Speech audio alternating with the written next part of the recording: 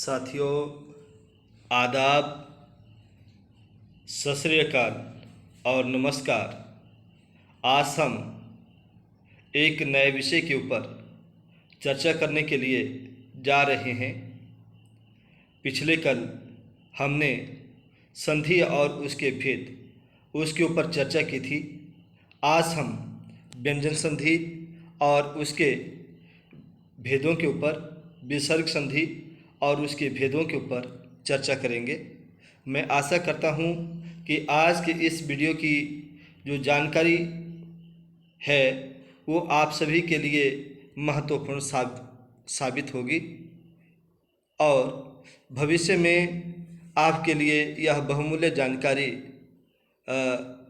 आपका मार्गदर्शन करेगी, ऐसा मेरा मानना है।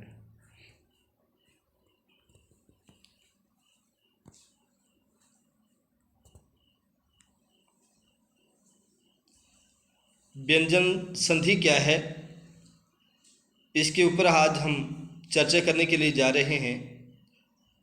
व्यंजन के बाद स्वर या व्यंजन आने से व्यंजन में जो परिवर्तन होता है उसे व्यंजन संधि कहते हैं। उदाहरण के लिए वाक जमा ईस बागिस, सत जमा जन सज्जन, उत जमा हार उद्धार। प्यारे साथियों, इसमें बाक पूर्व पद, ईस उत्तर पद और बागिस सज्जन समस्त पद। पूर्व पद और उत्तर पद को मिलाकर समस्त पद बनता है।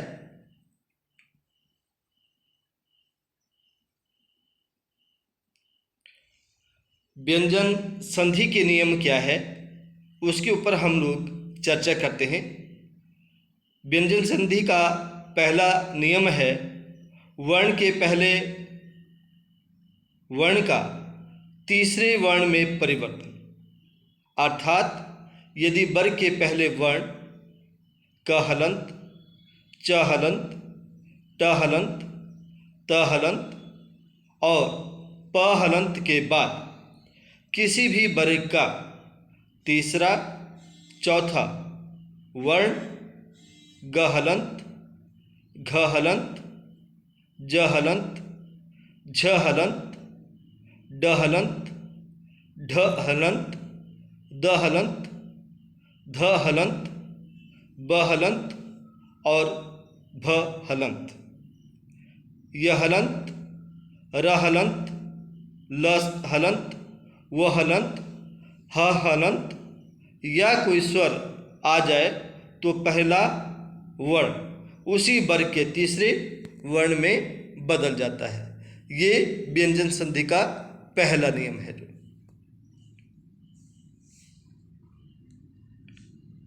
उदाहरण के लिए मैंने, प्यारे साथियों, इसको 4 भागों में मैंने बांटा है। पहले में नियम, दूसरे में पूर्व पद, तीसरे में उत्तर पद और चौथे में समस्त पद। क हलंत का ग हलंत में परिवर्तन। पूर्व पद में मैंने लिखा है दिक और उत्तर पद में मैंने लिखा है अंबर, और जब हम इन दोनों को जोड़ेंगे तो क्या बन जाएगा हमारे पास दिगंबर। च हलंत का ज बन जाता है। तो इसमें उदाहरण के लिए मैंने अच जमा अंत, तो क्या बन जाएगा अजंत। षड जमा आनंद, षडानंद। भगवत जमा भजन, भगवद भजन। अप जमा ज, अबज। तो इस तरह से ये नियम व्यंजन संधि का ये पहला चलता है।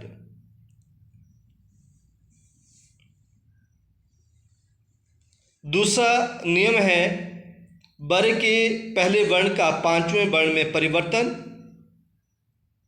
यदि वर्ग के पहले वर्ण क हलंत, च हलंत, ट हलंत, त हलंत और प हलंत के बाद म या न आ जाए तो पहले वर्ण का उसी वर्ग के पांचवें वर्ण में परिवर्तन हो जाएगा। उदाहरण के लिए हम इसके पहले नियम देखेंगे। तो पहला इसमें मैंने लिखा है क हलंत का नियम। पूर्व पद में मैंने लिखा है बाघ, बीच में जमा का चिन्ह लगाया है और उसके बाद मैंने लिखा है उत्तर पद के नीचे मैं। जब हम समस्त पद में इन दोनों को जोड़ेंगे तो क्या बन जाएगा हमारे पास बांग में।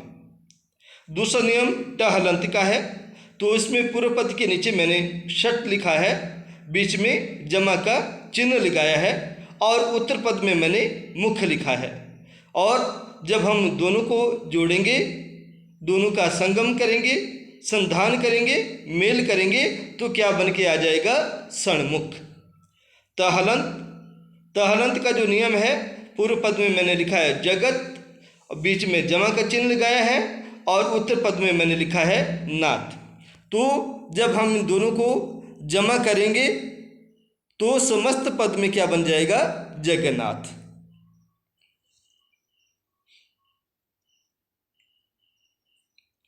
तीसरा नियम है साथियों तत्संबंधी विशेष नियम या तत्संबंधी विशेष नियम। तत्संबंधी विशेष नियम का पहला जो उपनियम है, तहलंत व्यंजन के बाद च या छ हो तो च हलंत हो जाता है। च और छ हो तो च हलंत, ज और छ हो तो ज हलंत, ट और ठ हो तो ट हलंत, ढ और ढ हो तो ड हलंत और ल परे होने पर ल हलंत हो जाता है। ये इसका नियम है तत्संबंधी नियम। तीसरा नियम है व्यंजन संधि का। तो उदाहरण के लिए पूर्व पद में मैंने लिखा है उत, उत्तर पद में मैंने लिखा है ज्वल और समस्त पद में मैंने लिखा है ज्वल। तो पूर्व पद में क्या है उत, इसमें त हलंत है और उत्तर पद में ज्वल में ज आधा है। तो इसमें त हलंत किस में बदल जाएगा ज हलंत में बदलेगा। तो क्या बन जाएगा उत जमा ज्वल उज्ज्वल, तत् जमा लीन तल्लीन, सत जमा जन सज्जन। तो जब हम सत और जन को आपस में जोड़ेंगे तो क्या बन जाएगा सज्जन। दूसरा नियम है साथियों, यदि त हलंत के बाद श आर आए तो त हलंत का च हलंत और श का छ हो जाता है। उदाहरण के लिए पूर्व पद, उत्तर पद और समस्त पद के नीचे यदि आप नजर डालें तो मैंने इसमें लिखा है उत पूर्व पद में बीच में जमा का चिन्ह लगाया है और उत्तर पद में मैंने लिखा है श्वास। तो क्या बन जाएगा उच्छ्वास।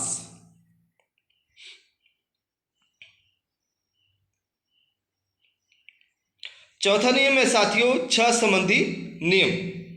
यदि किसी स्वर के बाद छ आ जाए तो छ से पहले च हलंत जुड़ जाता है, अर्थात आधा च अक्षर के बीच में जरूर आएगा। नियम जो इसके हैं, नियम के नीचे मैंने उदाहरण दिए हैं।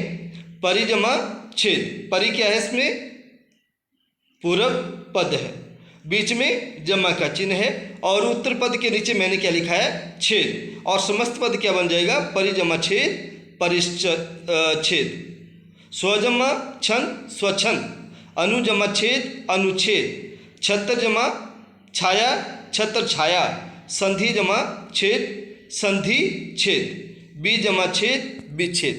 तो इस तरह से छ संबंधी नियम व्यंजन संधि में चलते हैं।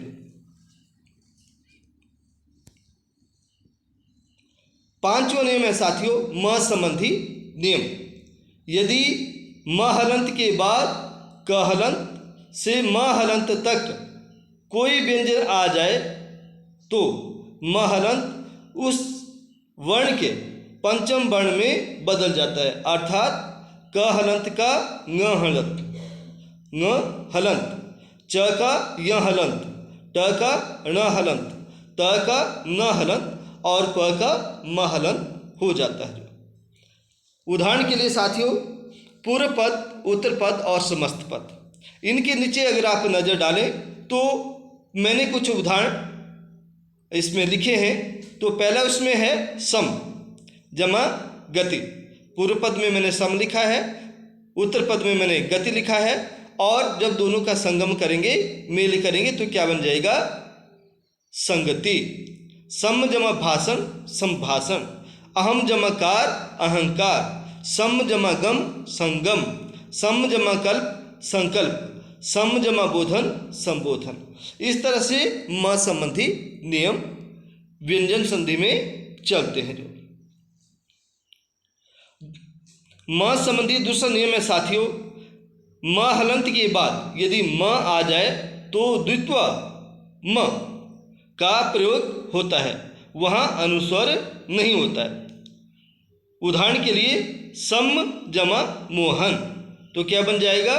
सम्मोहन। यदि आप समस्त पद में नजर डालें तो वहाँ पे सम्मोहन शब्द लिखा हुआ आप लोगों को मिलेगा, या आप उसमें वीडियो में जरूर देखेंगे। दूसरा इसमें सम जमा मान सम्मान, सम जमा मुख सम्मुख, सम जमा मति सम्मति।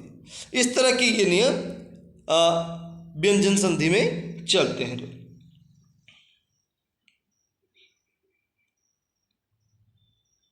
तीसरा नियम है साथियों, म हलंत से परे य र ल व श श स और ह आने पर म हलंत का रूपांतरण अनुस्वर में हो जाने से म का रूप ही ले लेता है। जो तो पूर्व पद, उदाहरण के लिए पूर्व पद में मैंने पूर्व पद से नीचे अगर आप नजर डालें तो मैंने क्या लिखा है? सम। उत्तर पद में मैंने क्या लिखा है? बाद, और बीच में जमा का चिन्ह लगाया है। यदि आप दोनों को क्लब करेंगे, दोनों को जोड़ेंगे, तो समस्त पद के नीचे अगर आप नजर डालें तो यहाँ पे क्या मिल जाएगा आपको? संवाद, सम जमा बाद संवाद, सम जमा शय संशय, सम जमा हार संहार, सम जमा यम संयम, सम जमा योग संयोग। इस तरह के आपको शब्द लिखे हुए मिल जाएंगे।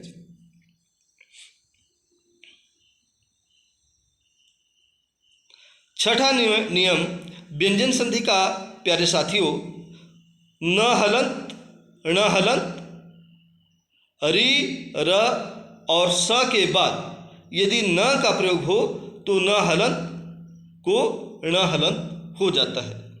उदाहरण के लिए री जमा न, री क्या है? पूर्व पद, बीच में जमा का चिन्ह, और उत्तर पद में क्या लिखा है? न, तो समस्त पद में क्या बन जाएगा? ऋण। री जमा न ऋण, परि जमा नाम परिणाम, भर जमा न भरण, भूष जमा अन भूषण, शोष जमा अन शोषण।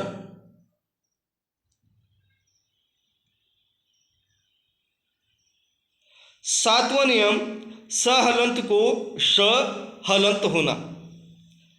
स हलंत को श हलंत होना यदि इससे पूर्व अ आ से भिन्न स्वर हो तो स हलंत को श हलंत हो जाता है। उदाहरण के लिए पूर्व पद में आप देखें, नी शब्द लिखा हुआ आपको मिलेगा और बीच में जमा का चिन्ह लगा है। उत्तर पद में मैंने लिखा है सेठ और उसके बाद बराबर है का चिन्ह लगाया गया है। और समस्त पद में यदि आप नजर डालें तो वहाँ पे आपको शब्द लिखा हुआ मिलेगा निषेध। अभी जमा शेख अभिषेक, बी जमा सम विषम, अभी जमा सिक्त अभिषिक्त।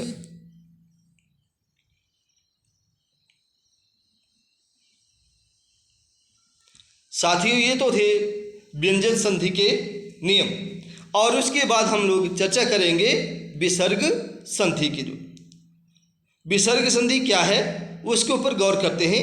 यदि विसर्ग के बाद स्वर या व्यंजन आ जाए तो विसर्ग में जो परिवर्तन होगा उसे विसर्ग संधि कहते हैं।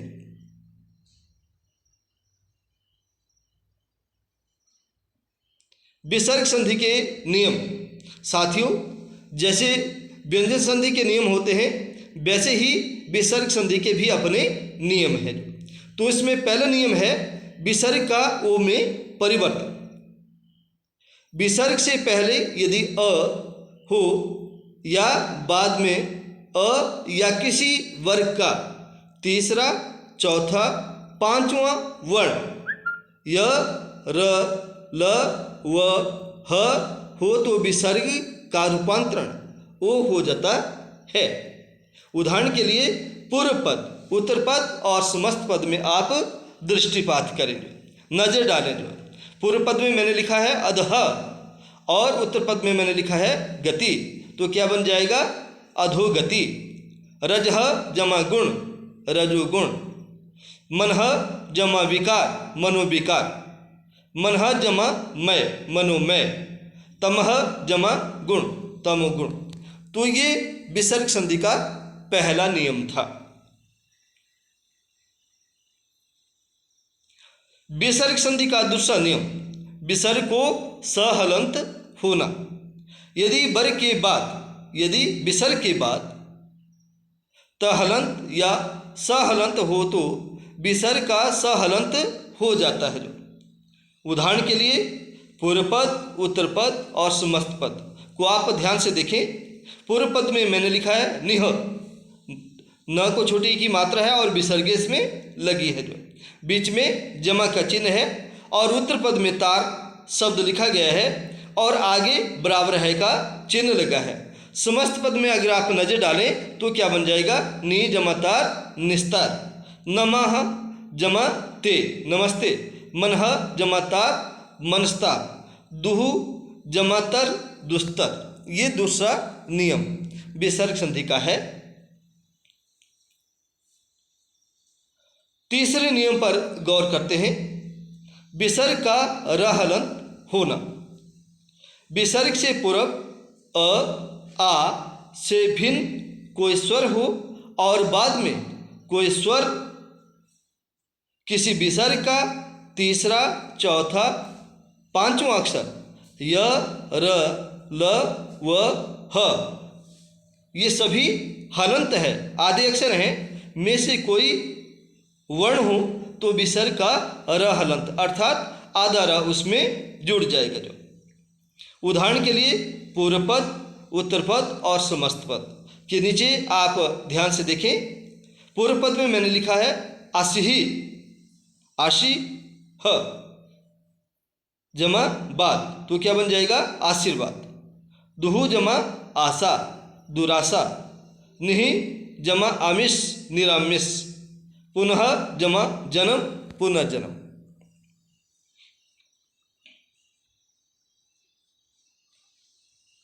चौथा नियम है साथियों विसर्ग का श हलंत होना।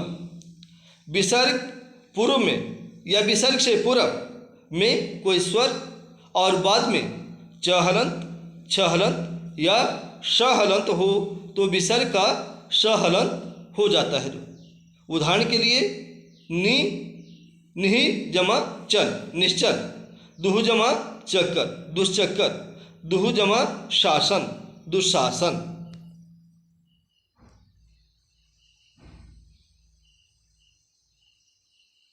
पांचवा नियम विसर्ग का श हलंत होना।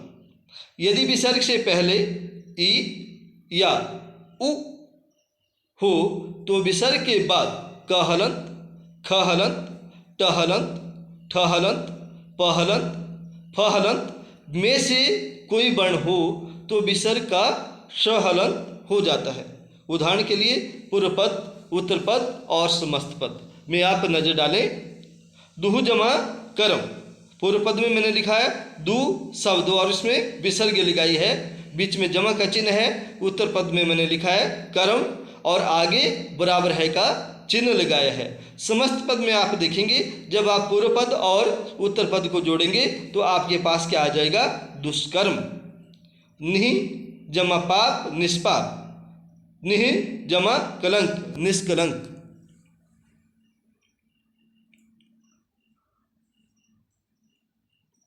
छठा नियम है विसर्ग का लोप। यदि विसर्ग से पूर्व अ अथवा आ हो तथा विसर्ग के बाद कोई भिन्न स्वर या व्यंजन आ जाए तो विसर्ग का लोप हो जाता है। उदाहरण के लिए पूर्व पद, उत्तर पद और समस्त पद पर आप दृष्टिपात करें। तो मैंने पूर्व पद में लिखा है अतः, बीच में जमा का चिन्ह लगाया है।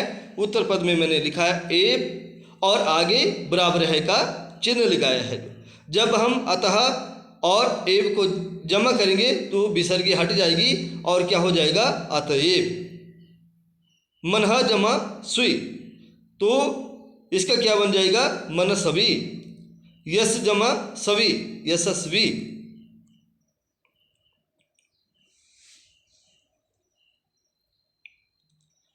सातवां नियम है विसर्ग से पूर्व स्वर का दीर्घ होना तथा विसर्ग का लोप। यदि विसर्ग के बाद रहलंत अर्थात आधा र हो तो विसर्ग लुप्त हो जाती है और उस विसर्ग से पूर्व का स्वर दीर्घ हो जाएगा। उदाहरण के लिए पूर्व पद, उत्तर पद और समस्त पद। इसमें आप नजर डालें। पूर्व पद में मैंने लिखा है नी शब्द विसर्ग लगाई है, बीच में जमा का चिन्ह है। आगे मैंने उत्तर पद में अगर आप देखेंगे तो रोग शब्द लिखा है और उसके बाद बराबर है का चिन्ह लगाया है।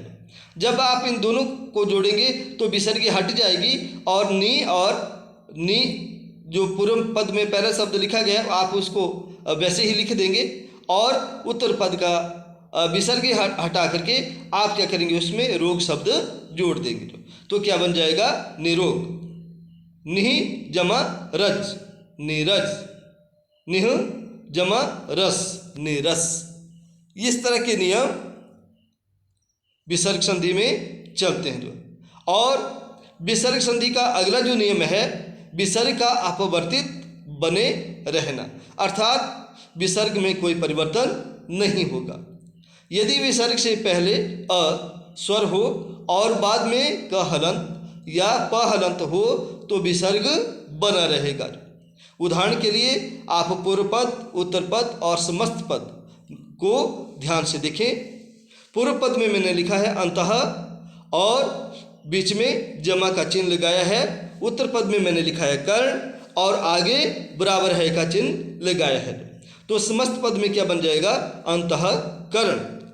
प्रातः काल, ये दूसरा शब्द मैंने लिखा है। तो इसमें पूर्व पद में यदि आप देखें प्रातः जमा काल बराबर है प्रातः काल। अधः जमा पतन, अधः पतन। तो विसर्ग संधि के बारे में साथियों जो उसके नियम थे, उसके उपनियम थे, हमने उसके ऊपर चर्चा की।